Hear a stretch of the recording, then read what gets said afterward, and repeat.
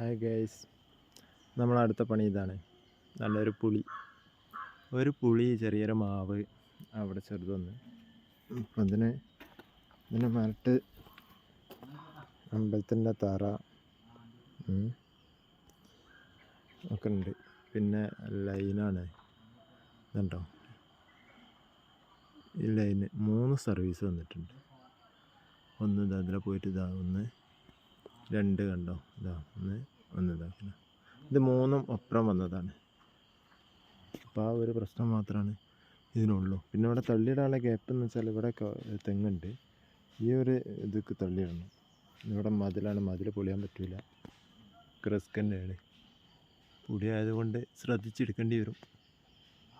Okay, ലേശം ബുദ്ധിമുട്ടുള്ളൊരു work തന്നെയാണിത്. അപ്പോൾ എല്ലാവർക്കും വർക്ക് കഴിഞ്ഞിട്ട് നമുക്ക് വീണ്ടും കാണാം. ഓക്കെ.